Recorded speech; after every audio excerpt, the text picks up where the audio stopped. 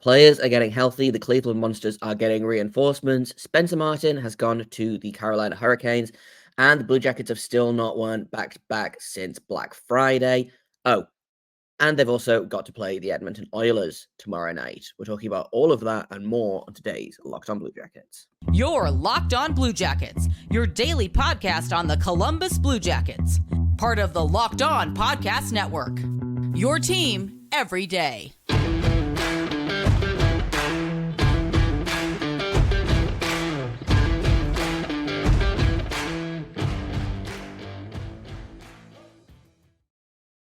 Hello and welcome to Locked On Blue Jackets, part of the Locked On Podcast Network, your team every day. I am, as always, your host, Jay Foster. I finally have both power and Wi-Fi for the first time in like 4 days, so I love that for me. But I'm here to give you the good, the bad, and the ugly about your favorite team and mine, the Columbus Blue Jackets. My co-host, Hayden Household, will be returning later this week. He has been carrying the load last week, so I've given him a little bit of time off, but... Before I get started, I want to thank everyone for making this your first listen of the day every day.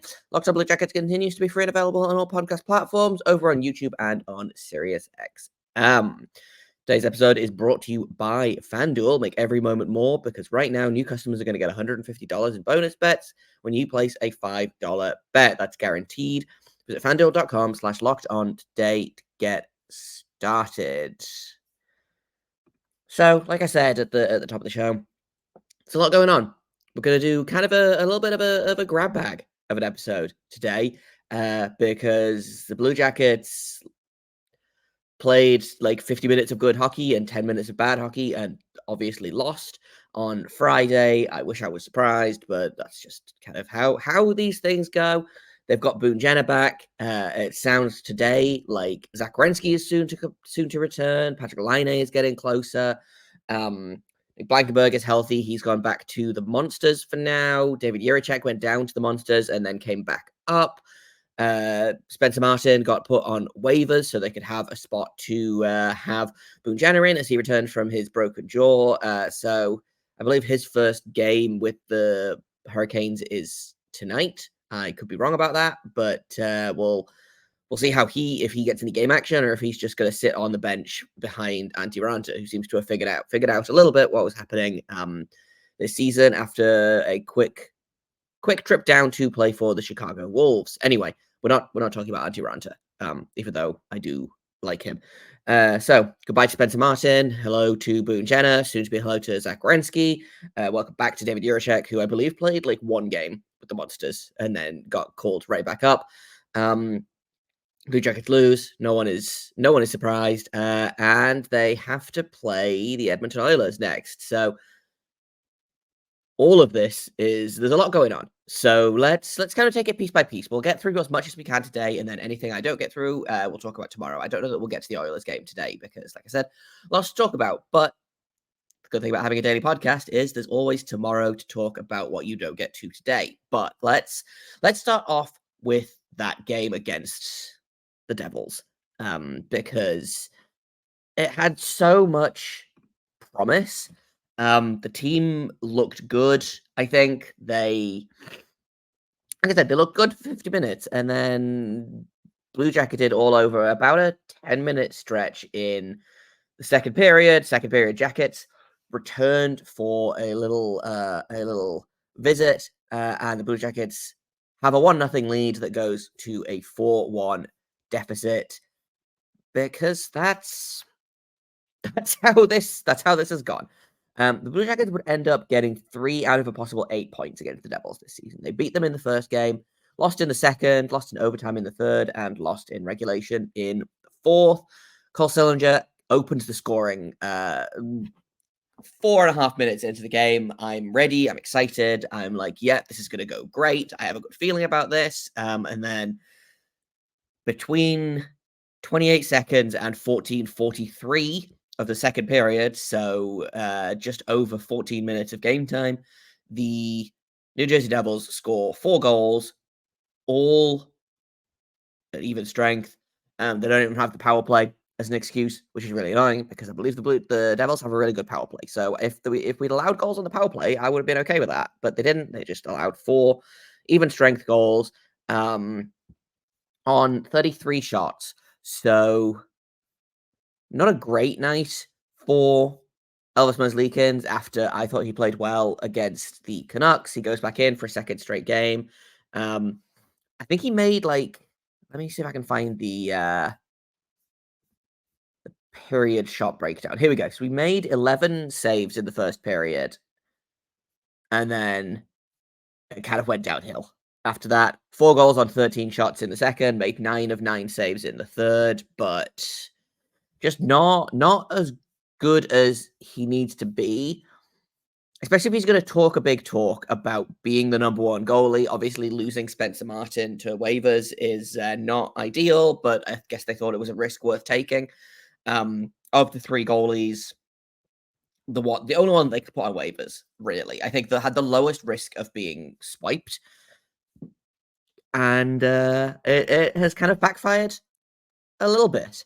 So not great news, obviously. We'll talk about Spencer Martin in a minute here, but I want to talk about Boone Jenner for a second, because coming back from injury, hasn't played a game in 8 weeks, and immediately plays the most ice time of any forward on the team,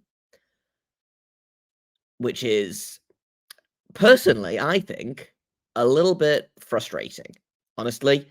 Because I think they probably could have done better to ease him back in. I don't know that he had a great night. I don't think that line was great, which I'm not surprised at because they've moved Fantilli away from his natural position. He plays better at center. We've seen that throughout the season. And you all know what I think about Jack Roslovic in a top 6 role. We don't have to get into it right now. But bringing Boone Jenner back in and then immediately throwing him in that kind of top 6 center role and playing the most time of any Blue Jackets forward. I don't know. I don't get it. If he'd been playing well, I would have kind of understood it. But he had, at 5-on-5, he had 8 shot attempts for when he was on the ice and 16 against. If we go to all strength, it doesn't get any better. 12 shot attempts for, 27 against, the worst on the team, and played the most ice time of any forward. That fourth line was actually the best line, which I'm not surprised, but I am annoyed by it. Danforth, Texier, Corrali, all above 60% in their, all above 2/3 in their shot attempt share. That quote unquote third line of Voronkov, Johnson, Marchenko also did well. That top line struggled. The second line of Fantilli, Jenner, Roslovic struggled. And good news, it looks like we're going to be going with the same lines again tomorrow night against the Oilers. So again, we'll talk about that in a little bit, but I just kind of want to touch on, it's great to see Boone Jenner back. And I do think that the team has missed him, but I don't, his usage immediately after not playing a game for 6-7 weeks has confused me a lot. I'm not going to lie. I don't know whether this is because the rest of the team was quote unquote underperforming when I don't think that they were, honestly. Again, if you take it just down to shots, he had the third worst shots for percentage at 30%. He was on the ice for 6 shots, 4 and 14 against at all strengths. So it wasn't even that he was producing a lot and also allowing a lot. There was he just wasn't producing and was allowing too many. So he'll get better. This is not something I'm worried about necessarily from a Boone Jenner point of view. I'm not worried about this. He's just had 6 weeks off. He'll get back to it. I am confused at the coaching decision to put him out there, put the line that was struggling out there. The Jenner line struggled. He played 19:05. The Sillinger line struggled as well. He played 18:38. The best forward on the ice was Danforth. He played 12:32. Kent Johnson played the lowest ice time of any forward at 11:29. despite having 16 shot attempts, 4 and 10 against in his 11 and a half minutes of ice time. That's just continually confusing ice time decisions. And that's not even getting into the lines, which again, I disagree with for the most part. Beyond like that fourth line is fine. I would tweak the third line. The second and first lines, like I like that first line a lot, but it had a bad game. If it has another bad game against the Oilers, then I'm gonna start asking some questions about, what's next. In a minute, we're going to talk about some other players that are going to be coming back soon, but just to kind of reiterate, like, it is great to see Boone Jenner back. I'm excited to see him back. I'm excited he's healthy enough to go to the All-Star game, because if he wasn't, there was no guarantee that his replacement would have come from Columbus, as we've seen from the replacements of Connor Bedard and Jack Eichel from Chicago and Vegas, who are being replaced with Kyle Cotter from Winnipeg and Vincent Trocheck from wherever he's playing at the minute. Carolina, New York. I genuinely could not tell you where Vincent Trocheck is playing right now. I'm sure he'll come back to haunt me the next time we play that team, just because I have sliced him like this. But great to see Boone Jenner back, and we'll talk about some other players that are getting healthy in just a minute here on Locked On Blue Jackets.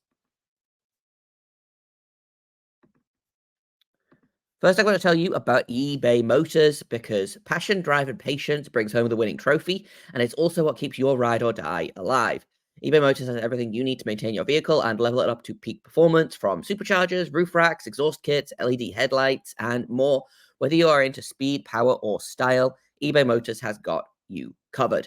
With over 122 million parts for your ride or die, you'll always find exactly what you're looking for, and with eBay Guaranteed Fit, your part is guaranteed to fit your ride every single time, or you're going to get your money back, because with eBay Motors, you are burning rubber, not cash. They've got all the parts you need at the prices you want. It's so easy to turn your car into the MVP and bring home a win. Keep your ride or die alive at ebaymotors.com. Eligible items only. Exclusions apply. eBay Guaranteed Fit is only available to U.S. customers. Welcome back to Locked On Blue Jackets. We are talking about how the Blue Jackets are getting some reinforcements back. They're getting some players healthy again. Boone Jenner is back. Nick Blankenburg is healthy again and was immediately sent to the minors, which is fine. He wasn't going to get into the lineup. I don't think he's played his best hockey this season. I still think he could be a good NHL defenseman for this team, but I think he's fighting it a little bit this season, and he's also not going to get the ice time because he isn't, because we have to play Andrew Peeke for however many minutes, 15 minutes. I would love to see Andrew Peeke sit for Jiricek. It sounds like Damon Severson is fighting through some kind of illness. Maybe. He only played 11 and a half minutes, so he's either fighting through an illness or he's still not 100% after that. Was it an oblique injury or an abdominal injury? I can't remember.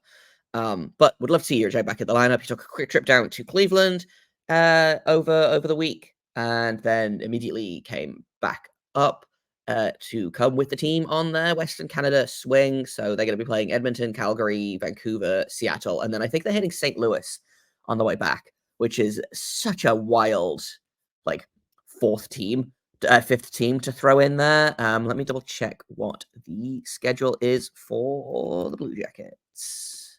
But my point is, Blankenburg back with the Monsters. The Monsters will enjoy that. So they've got Edmonton on tomorrow, Tuesday. They have got Calgary on Thursday. They have got Vancouver on Saturday, Seattle on Sunday, and then, St. Louis on Tuesday again. I don't know how dates work. It's fine. And then that's their last game until after the All-Star break. So we will see what happens.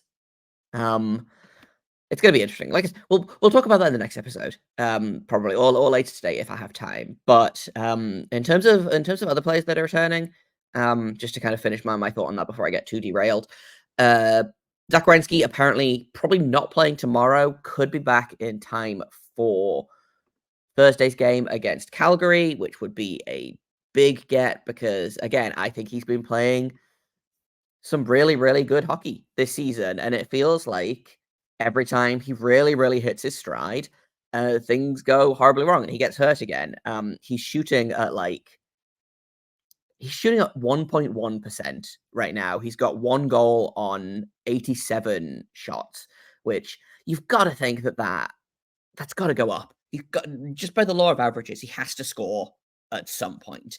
But he's still tied for second on the team in scoring, despite the fact that he's played 9 fewer games than Gaudreau and Fantilli, who've both played the full 45 so far. So he's going to be a big returning piece. I think that will ease up some of the stress on the lineup. You won't need to play your big guys a million minutes.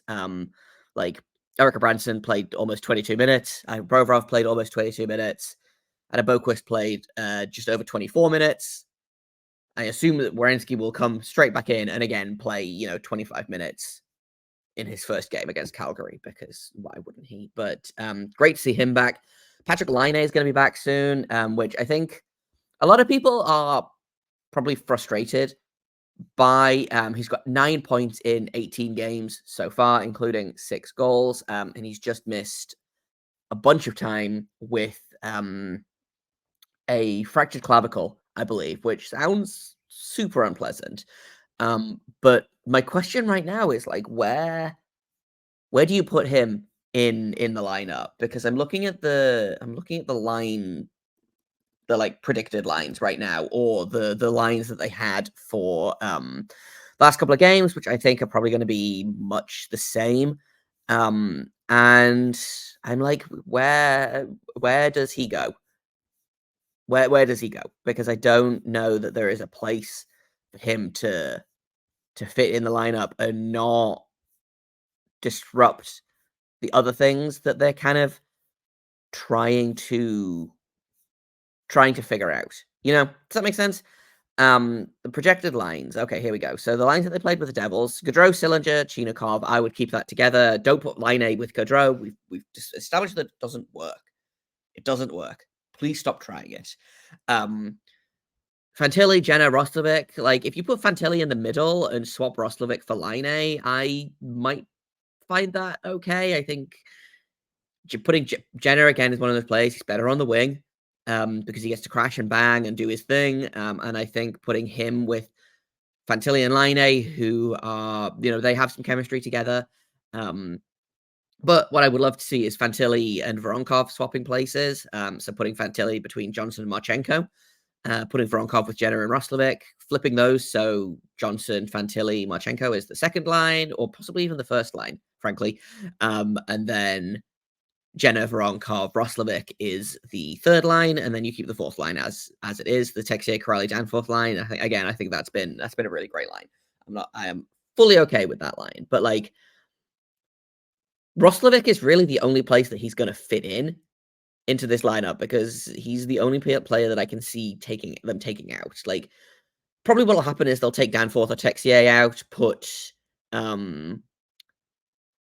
Voronkov and Roslovic on that Voronkov or Roslovic on that fourth line, and then put Patrik Laine back in somewhere. He's still a little ways away, so there's still some time for them to figure things out. But I'm looking at this lineup right now, and I'm like, who would I have in this lineup ahead of Patrik Laine right now? Because he's going to be playing top 6 minutes. He just is. And there's really only one place for him to go in that case. So we'll see. Similarly with the defense, I assume that Peak is going to be immediately the first man out. So the top 6 will be Werenski, Severson, Boquist, Provorov, Bean, and Gabranson. I personally would take Boquist out of the lineup and put Jiricek back in, but Boquist has been playing really, really well recently, so I don't know that that'll happen. I suspect David Jiricek will probably sit there as a healthy scratch for most of the games, which is going to be intensely frustrating, because if you're not going to play him, then leave him in Cleveland. But that's kind of where we are in terms of players coming back. I don't think anyone else is or any of the other big names are kind of on IR at the minute. I'm just going to do a quick scroll of the roster because I'm probably forgetting something, or forgetting someone. But no, it looks like the Blue Jackets are, for the most part, as soon as Werenski and Laine come back, they're pretty healthy, which can only be a good thing. But I do feel like it's going to solve some problems, and it's going to cause some other problems. But we talked about the forward, we talked about the defense. Let's finish off with a little bit of goalie talk because, man, what a wild ride of goaltending discourse there has been over the past week. The sky was falling, the sky wasn't falling, the sky was falling again. Trade requests were made and apparently not made or rescinded, and a goalie got put on waivers and immediately got claimed, and then the goalie started underperforming, and just a whole lot happened. So we're going to talk about that in the next segment here on Locked On Blue Jackets. First, though, I'm going to tell you guys about FanDuel because the NFL regular season has wrapped up, but the big game is on the way, and there's still time to get in on the action with FanDuel, America's #1 sportsbook. Right now, new customers are going to get $150 in bonus bets when you place a $5 bet. That's guaranteed. Whether you win or lose, you are going to get those $150 in bonus bets. The app is super easy to use. There's so many different ways to bet. They've got live same-game parlays. You can go to the Explore tab and just find a random bet that sounds fun, put some money on that. You can make a parlay in the Parlay Hub, which is the best way to find all of the popular parlays and more. So visit fanduel.com/lockedon, LOCKEDON. Make your first bet a guaranteed layup. FanDuel, official partner of the NFL, and also us, the Locked On Podcast Network.